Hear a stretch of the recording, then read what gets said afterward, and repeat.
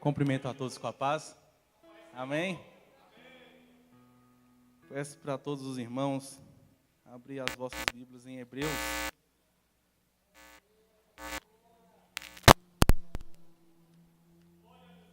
Capítulo 5,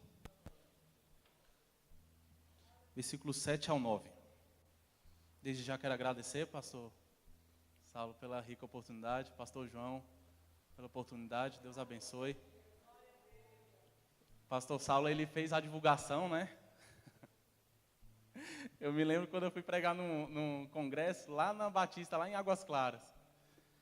Aí eu sentei, esperei, né, a minha oportunidade. 5 minutos antes, uma irmã falou assim: você que é o pregador de fogo, que a pastora está dizendo aí para todo mundo que está vindo pregador de fogo. Eu, meu Deus do céu. E agora, hein?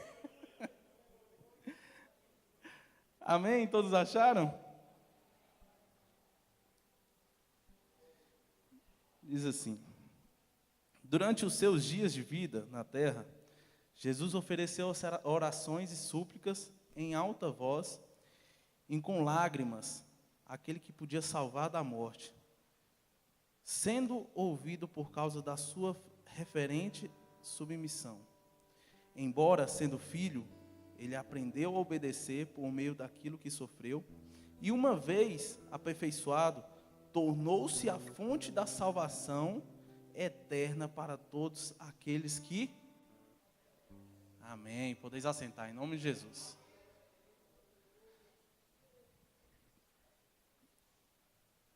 Para mim, é um grande desafio estar pegando esse microfone. Eu prego já desde os 17 anos, eu prego em outras igrejas. Vocês me conhecem aqui apenas como tocador, né? Muitos aqui. Alguns conhecem que já que eu prego. Mas muitos me conhecem apenas como um tocador. Não desmerecendo um tocador, claro que é uma honra para mim tocar. Mas não conhece o outro dom que Deus me deu, que é a da palavra. Para mim é um grande desafio estar aqui pegando esse microfone. Mas para obedecer a Deus, eu venho aqui, pego o microfone e prego. Essa é a promessa que Deus me deu desde os 15 anos de idade. A primeira pessoa que Deus usou na minha vida foi o pastor Nunes. Desde os 15 anos de idade que eu tenho essa promessa de trazer a palavra, de ministrar sobre a vida da igreja. Amém? Tem muitas coisas na nossa vida que a gente não consegue... tem coisas que a gente consegue se safar, né? Tem coisas que a gente consegue desviar ali e tal, e falar, não, deixa para a próxima, tal. Só que tem coisas ainda mais referentes a Deus, isso coisas externas, ainda mais referente a Deus, não é fácil se safar. Não é difícil. A palavra que Deus me deu hoje é sobre obediência a Deus. Obedecer a Deus. Essa é a palavra. Estava lendo uma história ontem de madrugada de um alpinista. Como é que os alpinistas eles sobem as montanhas, né? E quando tem algum certo ponto que não tem mais nenhum lugar para se segurar, que é plano à frente, ele tem duas opções: ou descer, retroceder, ou ele vai fazer um pêndulo. O que é um pêndulo? Muitas pessoas utilizam pêndulos para atividades radicais, né? Penduram uma corda em certo local, se solta e ali fica igual um balanço. Muito, muito grande aquela corda, e ali eles andam, eles voam ali literalmente naquele pêndulo. Como é que o alpinista pode dar o passo à frente com essa dificuldade, sem nenhum lugar para se segurar? Ele vai utilizar o pêndulo, ele prega um gancho, né, na parede da muralha, da montanha. Ele desce um pouquinho e ali, como eu falei, tem duas opções: ou desce de vez ou ultrapassa aquela dificuldade. E ali ele se balança, até ele conseguir segurar em algum lugar que possa trazer para ele o caminho, né? Os novos locais para se segurar. E ali ele consegue vencer o obstáculo. Como eu falei, aqui está sendo uma das bênçãos que Deus me deu esse ano. E um grande obstáculo que Deus está fazendo com que eu ultrapasse. Já recebi outros convites de pregar aqui na minha igreja. Inclusive no congresso do Ministério de Louvor, Cantai. E eu falei com o David, não, David, deixa para a próxima, vou trazer outro rapaz para vir pregar. Eu decidi obedecer. Estou aqui. A palavra que a gente leu fala sobre Jesus Cristo. Jesus Cristo, ele obedeceu para trazer a vida até nós. A gente leu isso.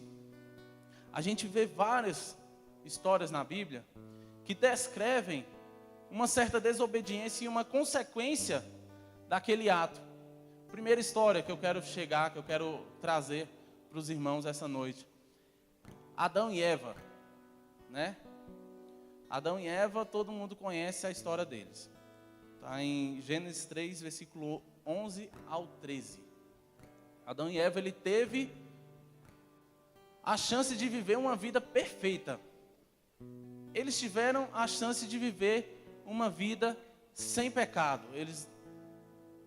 Deus, ele apenas colocou uma regra naquele jardim, de não comer do fruto proibido, certo? Porém, Adão e Eva, a única regra que Deus deu para os dois, eles transgrediram. A única regra que Deus colocou naquele jardim, eles transgrediram. E no capítulo 3, versículo 11, começa o diálogo, né? De Deus chegando. Como é que tu sabes que tu está nu? Como é que quem te contou isso? Como é que comeste do fruto proibido? Deus pergunta imediato. Comeste do fruto proibido? E começa uma transferência de culpa. Adão, ele transfere a culpa para a mulher, e a mulher transfere a culpa para a serpente. O primeiro ato de desobediência,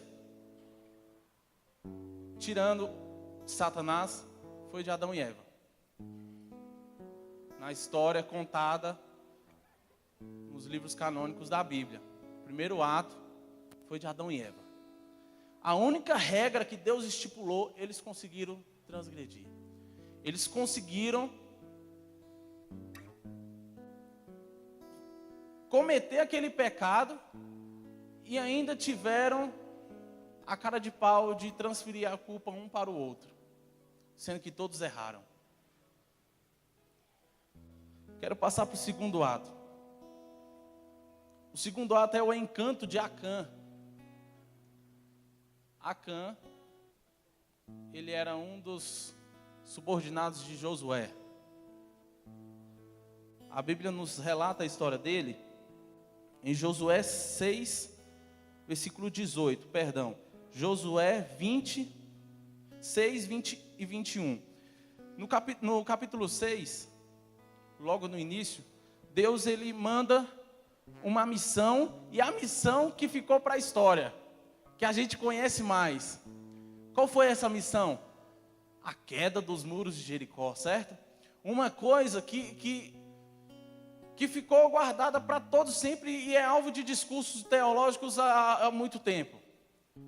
Ninguém consegue explicar como é que aquelas muralhas caíram por terra. Ninguém consegue explicar explicação científica, como é que aquelas muralhas caíram por terra. Existe uma explicação que fala que através de uma sonoridade exata você consegue vibrar a matéria e ali consegue deteriorar aquela matéria. Existe essa explicação, só que ninguém consegue explicar.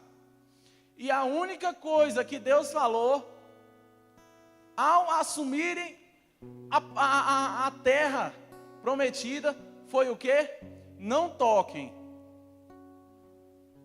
não peguem para si coisas consagradas, matem todos, apenas poupem a vida de Raabe e da família que estiver dentro da casa, e matem todos os animais, não é para sobrar nada, nada. Deus, ele falou isso, a terra já é de vocês, ninguém é para tocar em nada, e assim como Deus ordenou, Josué passou para o povo. Versículo 18, a Bíblia nos relata que essa ordenância de Deus, ao tomar posse, a tudo aquilo acontecer, eles tiveram um novo alvo. Qual foi o novo alvo? A cidade de Ai. E Josué mandou alguns espias para aquela cidade, e ao retornar, falaram bem assim, não necessita mais de 2, no máximo 3.000 homens para atacar aquela cidade, porque aquela cidade é muito pequena comparada àquelas outras que a gente já enfrentou. E Deus, Josué, ele dá essa ordenância, vá, conforme os espias falaram, vá no máximo 3.000 soldados para derrotar aquela cidade. E ali a Bíblia fala, inclusive, essa foi a única derrota no livro de Josué. O livro de Josué é considerado um livro de felicidades, né? Um livro de herança que Deus deu, e é a única derrota da história de Josué, é a cidade de Ai. E ali mataram, se eu não me engano, 34 soldados, e voltaram correndo, e o povo correndo atrás dele, e o povo correndo, os israelitas correndo, os soldados israelitas correndo, e chegaram a ver assim, a gente perdeu. E que a Bíblia fala, qual foi a primeira atitude de Josué depois dessa derrota? Foi se vestir, mais os anciões israelitas, de pano de saco, e oraram o dia todo. Eu já li o livro de Josué algumas vezes, só que dessa vez eu estava lendo, não referente à pregação, mas Deus ministrou no meu coração para me colocar isso no sermão. Dessa vez eu estava lendo, eu falei, Priscila, mas que impressionante, olha só o que Deus falou para os homens, olha só o que Deus falou para Josué. David, me ajuda aí. Josué 6, versículo 20 ao 21.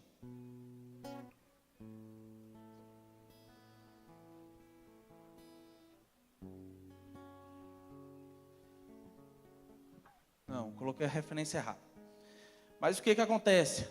Deus, ele falou expressamente a Josué, conforme Deus também tinha falado. Eu achei muita semelhança, como Deus falou com Moisés.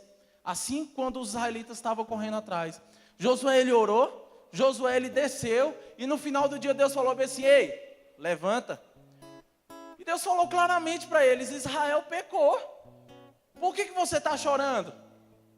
Por que você está clamando? Vá e santifique o povo.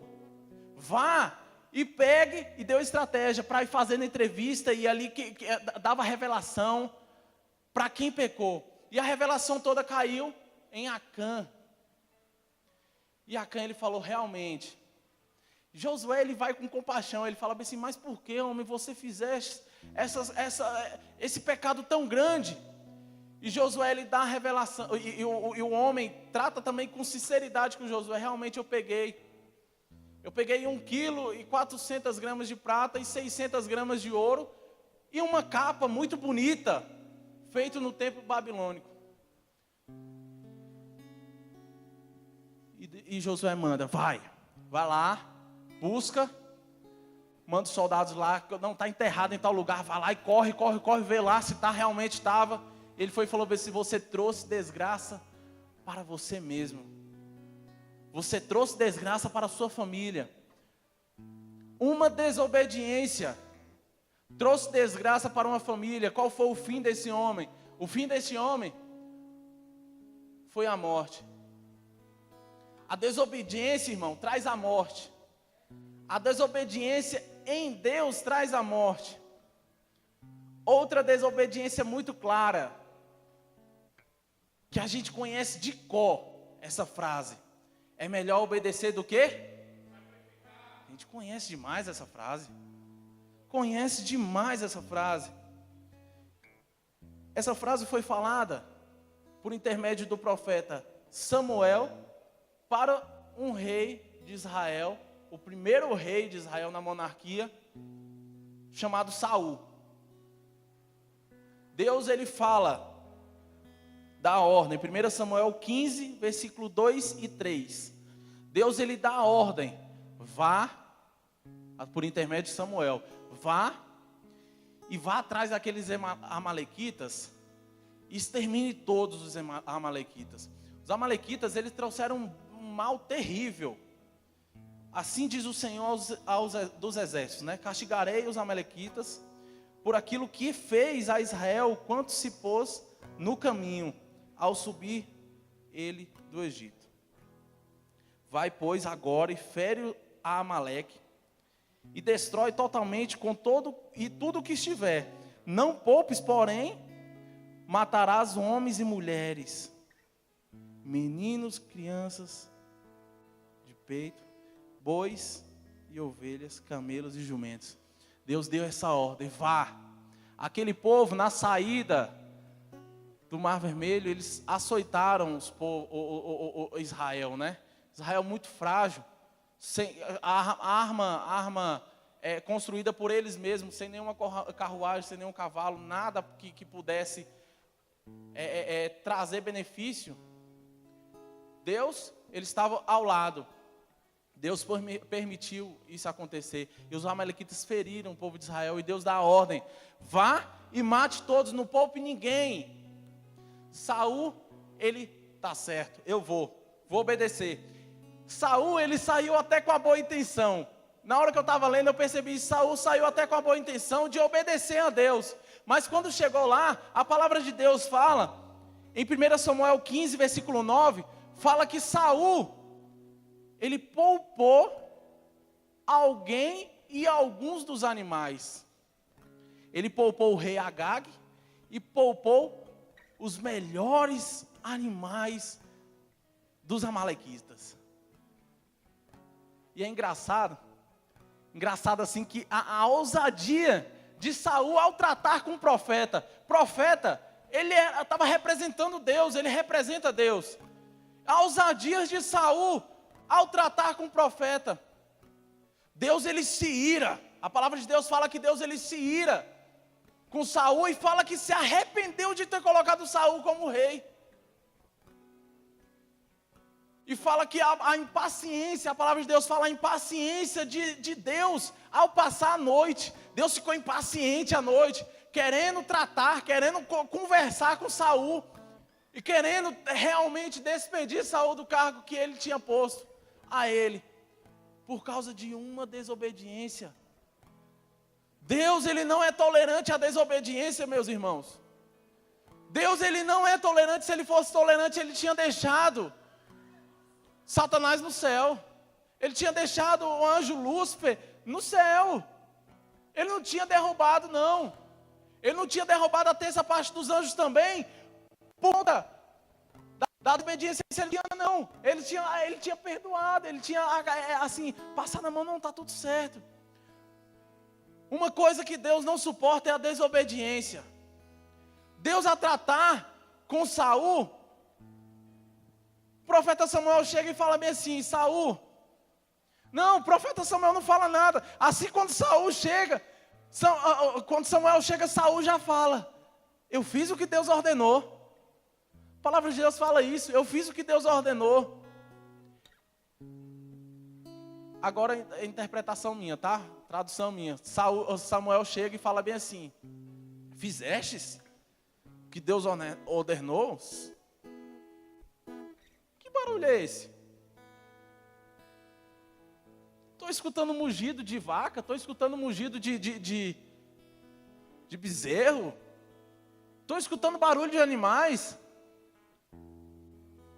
E Saul, ele trata. Saul, eu não posso dizer isso, afirmar, mas a Bíblia também não fala isso, mas talvez Saul fez até com boa intenção, ou usou de malandragem, né? Mas Saul, ele fala bem assim, realmente eu trouxe para sacrificar e dar os animais, os melhores animais, para o teu Deus. Irmãos, eu pergunto, sacrificar é alguma coisa boa no Antigo Testamento? Sacrificar representava o quê? A encobertura do pecado. Era uma coisa boa, realmente era uma coisa boa. Mas pela sua convicção e pela convicção de Deus, é a convicção de Deus. Acho que os irmãos entenderam.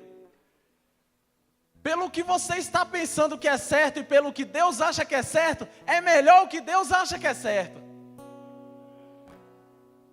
Saul, ele pensou que estava fazendo uma coisa boa, minha posição, a Bíblia não fala isso. Eliminar tudo. Ele já tinha ordem. Não tinha como ele fazer outra coisa além do que a ordem exigia ele fazer. E ele fala bem assim, eu peguei os melhores animais realmente para sacrificar o teu Deus. Para sacrificar o Senhor dos Senhores. Irmãos, eu vou falar uma coisa para os irmãos com toda a convicção. Com toda a convicção de homem de Deus. De ministro de Deus que eu estou tomando a posição agora. Se você tem um ministério em tuas mãos, não faça aquilo que você achar bem, o que tem que fazer. Achar o que bem entender. Se o teu ministério é cantar, abra a tua boca. Se o teu ministério é pregar, comece a ler a Bíblia e comece a pregar. Bota as cadeiras. Quando eu era mais novo, eu botava um monte de cadeira, chamava meus amigos, e agora eu vou ser o Silas Malafaia.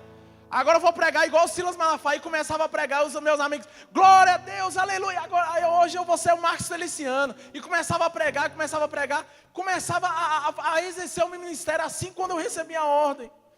Se você tem um ministério em tuas mãos, meu irmão, não deixe, se o teu ministério é pregar, não vá fazer outra coisa não, faça o que Deus está mandando para você fazer, faça o que Deus está mandando você fazer, não caia no erro de Saul não, de achar que vai fazer uma coisa boa, de achar que vai fazer uma coisa agradável aos olhos de Deus, só que Deus já tinha uma ordem para ele. Deus já tinha uma ordem para ele. Entre a tua convicção e a convicção de Deus, fique com a convicção de Deus. Para concluir, não tomar muito tempo, agora eu vou falar o lado contrário. Falei de 3 desobediências, agora eu vou falar sobre a obediência. No capítulo 12 de Gênesis, versículo 1, a gente conhece também uma história magnífica e que todos sabem a ponta da língua. O senhor quer ver que todos sabem a ponta da língua? Fala bem assim, ó. Deus fala para Abraão. Abraão, sai de tua terra, para a terra, e farei de ti uma grande nação. A gente conhece muito bem esse versículo. A gente sabe muito bem esse versículo. Agora eu quero fazer uma pergunta para vocês. Para todos. Abraão, ele perguntou, falou bem assim, Deus, mas me mostra a primeira terra. Fala a primeira terra, qual que é a terra. Senhor, Deus está mandando você sair de um lugar para ir para o outro. E fala bem assim, não, lá vai ser muito melhor do que você está hoje. Aí você chega, Deus, mas o que é? Abraão não fez isso não, irmãos. Abraão, ele apenas pegou a esposa dele, pegou o que ele tinha, arrumou as malas e foi, sem olhar para trás. Ele não indagou a Deus para onde que ele ia. Ele não indagou a Deus o que ele ia fazer, qual era a atribuição dele, o que ia ser, se ele ia ter um salário, se ele ia ter uma remuneração, se ele ia ter isso, se ele ia ter aquilo. Ele não perguntou, ele apenas foi. Ele apenas foi. Olha só que maravilha de Deus. A gente pode aprender muito com a obediência de Abraão. Abraão, ele obedeceu sem ver, pelos olhos da fé. Por isso que Hebreus 11 cita o nome dele. Pelos olhos da fé. Ele foi. Ele seguiu. outro ponto da vida de Abraão que a gente conhece de cor também. A gente conhece muito bem. Está em Gênesis 22, capítulo todo. Quando a promessa, qual era a promessa de Abraão? Aquele que ele estava ansiando mesmo, que veio já quando ele estava velho, quando Sara estava velha, o que foi a promessa dele? O filho, Isaac. Uma bênção que você está esperando há muito tempo. E a palavra de Deus fala que Deus coloca Abraão à prova. E fala bem assim, olha, vai, e eu quero teu filho como sacrifício. Eu quero teu filho como sacrifício. Irmãos, eu tenho um filho chamado Caio Eduardo, de 4 anos de idade. Eu vou ser bem sincero para toda a igreja, eu não sei se eu daria meu filho. Eu não sei. E se eu desse meu filho, que eu não sei se eu daria, se eu desse meu filho, a palavra de Deus fala um ponto-chave, uma coisa linda dessa passagem. Fala que no dia que chegou o dia de sacrificar o seu filho, Abraão, ele levantou de madrugada para sacrificar aquilo que ele mais gostava, aquilo que ele esperou a sua vida inteira. Se, não estou falando que eu ia, se eu fosse sacrificar o meu filho, ou se Deus, eu lanço essa pergunta para todos, se Deus pedisse o seu único filho, o seu filho da promessa, talvez você não ficaria até 11 horas e 59 minutos do dia, entregaria para Deus só no final do dia? Pergunto para os irmãos, não precisa responder não. Eu faria isso. Eu ficaria até 11 horas e 59 minutos, até as 23 horas e 59 minutos, com o meu filho, até então tomar a decisão para entregar para Deus.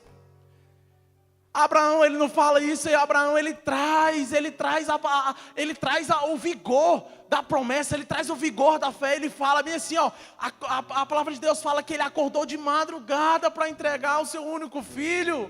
Olha só que maravilha de Deus, olha só que homem de fé, olha só que exemplo de obediência. Olha só que exemplo de obediência, meus irmãos. Agora eu quero trazer o exemplo maior da Bíblia de obediência, que nos resultou estar aqui agora, desfrutando da graça de Deus, desfrutando da misericórdia de Deus. Agora eu quero falar um pouquinho, para finalizar, um pouquinho da história da obediência de Jesus. A palavra de Deus fala em Mateus 26, versículo 29, no Getsêmani, que Jesus ele estava orando. Jesus ele estava orando. E Jesus ele orou bem assim: Senhor, se for possível, Senhor, afasta de mim esse cálice. Senhor, se for possível, Senhor, afasta de mim a tua vontade, Senhor. E qual foi a finalização dessa oração? Mas que antes seja feita a tua. Não escutei a tua. A vontade de Deus que prevaleça na nossa vida. A palavra de Deus fala que Jesus, ele suou sangue. Ele transpirou sangue. A medicina fala isso hoje, que é provável isso. Isso é o auge maior do estresse, irmão Orlando. É um auge maior do estresse. É possível uma pessoa suar sangue. Só que a pessoa tem que estar no estresse terrível para suar sangue. E Jesus, ele orou essa oração: Senhor, se for possível, afasta de mim esse cálice. Eu vou trazer uma verdade para a igreja essa noite. Tem muito pregador falando na internet que fala que Jesus, Satanás ele queria, era o alvo de Satanás matar Jesus. Agora eu vou falar uma verdade para vocês, é mentira. Jesus ele era necessário que ele tivesse ido até a cruz. E ainda teve estratégias de Satanás para retirar esse propósito divino na vida de Jesus. Primeira estratégia, primeira tentativa, Mateus 4, fala que Jesus estava no deserto. e Satanás estava também no deserto. E ele chegou até um lugar bem alto e mostrou os reinos da terra, né? E falou assim: se tu prostrares a mim, agora isso tudo será seu. E qual foi a resposta de Jesus? Qual foi a resposta de Jesus? Jesus repreendeu Satanás. Jesus repreendeu Satanás. Primeira tentativa de Satanás a retirar Jesus do propósito divino. Segunda tentativa, Jesus estava dando prefácio das dores. Pedrão chegou: Jesus, o povo ali está gostando do Senhor, o povo gosta do Senhor, o povo ama o Senhor, e o Senhor vem com essa história de ir até a cruz, de morrer. E que Jesus fala para Pedro? Jesus falou assim: para trás de mim, Satanás, tu conheces das coisas dos homens, não conheces das coisas de Deus. Tu conheces das coisas humanas, não conheces dos projetos divinos na minha vida. Jesus, ele sabia muito bem o projeto dele. Jesus, ele caminhava para a obediência. Jesus, ele sabia muito bem o projeto que Deus tinha na vida dele. E Satanás queria atrapalhar esse projeto na vida dele. Última tentativa de Satanás para retirar Jesus da cruz, quando Jesus estava na própria cruz. Um falou bem assim: ei, usado de Satanás, ei, tu não é filho de Deus? Tu não é filho do Todo-Poderoso? Por que você não clama para Ele tirar você da cruz agora? E Jesus falou, o homem falou, né, calma, você não sabe o que você está falando, tal. E a última palavra de Jesus naquela cruz: está consumado. Está consumado. Você tem a oportunidade de adorar essa noite, porque está consumado. Está consumado. Você tem liberdade de dar glória a Deus essa noite, porque está consumado. Jesus, ele obedeceu para você estar aqui essa noite. Não diga não para a obediência. Não diga não para o projeto de Deus na tua vida. Deus, ele sabe muito bem o que você pode, o que você é capaz. Apóstolo Paulo fala bem assim que a cruz é loucura para aqueles que perecem, mas é vida, mas é poder para aqueles que são em Cristo Jesus. O povo humano não entende como é que um herói dos heróis morreu na cruz, mas ele não entende também que ao terceiro dia ele ressuscitou, ele deu vida, ele estava com vida para te dar vida. Aleluia! Vamos colocar de pé em nome de Jesus.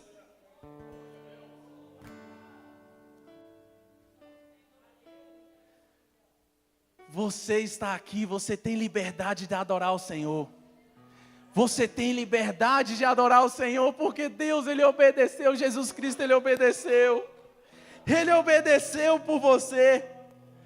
Filipenses 2,8 fala bem assim: e sendo encontrado em forma humana, humilhou-se a si mesmo e foi obediente até a morte, e morte de cruz.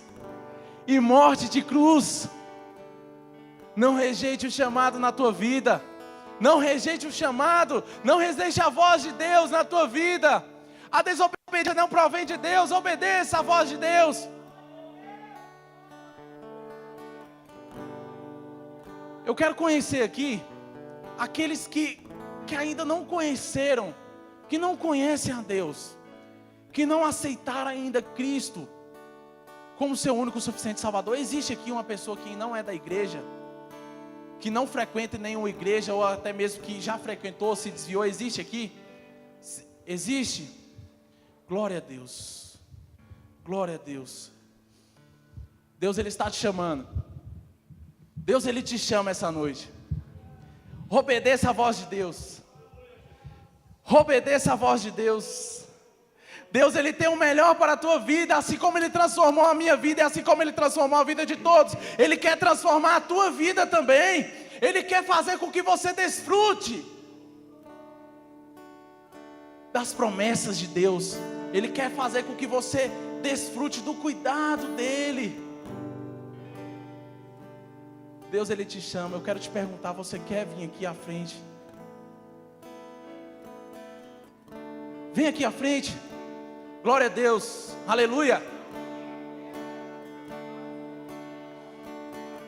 Deus, Ele te chama. Deus, Ele te chama. Agora eu quero perguntar: existe mais outra pessoa que Deus Ele quer cuidar essa noite? Existe? Existe mais uma pessoa que não conhece ainda verdadeiramente o amor de Deus? Talvez você conheça pelo nome, mas às vezes você não conhece o cuidado divino. Às vezes você não conhece o cuidado de Pai que Ele tem conosco. Existe mais outra pessoa aqui? Se existir, não perca a oportunidade, venha. Deus Ele te chama essa noite. Deus Ele te chama essa noite. Aleluia. Pai nosso, eu quero que você feche os olhos essa noite. Eu quero que você ore ao Senhor em espírito e em verdade. Santo é o teu nome, teu reino buscamos, tua vontade seja feita na terra como é no céu. Deixa o céu descer na terra como é no céu. Deixa o céu descer.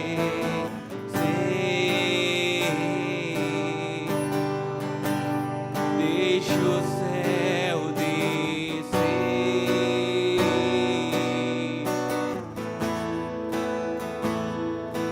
Pai nosso do céu, santo é o teu nome, Oh, aleluia, Jesus. teu reino Aleluia.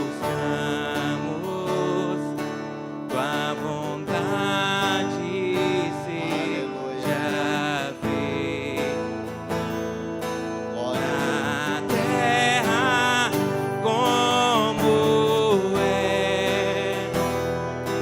no céu. Teu reino vem Glória a Deus. na terra como é no céu. Deixa o céu descer. Aleluia. Será que você pode deixar o céu descer nessa noite? Peça para o céu descer aqui neste lugar. Peça para o céu inundar a sua vida nessa noite, para que você venha se sair daqui completamente diferente do que você entrou aqui hoje nessa noite. Aleluia, Jesus.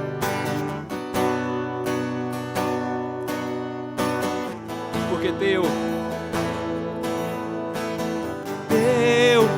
é o reino, teu o poder e tua é a glória para sempre. Amém. Teu é o reino, teu o poder e tua é a glória para sempre. Amém. Teu é o reino, teu o poder e tua é a glória para sempre.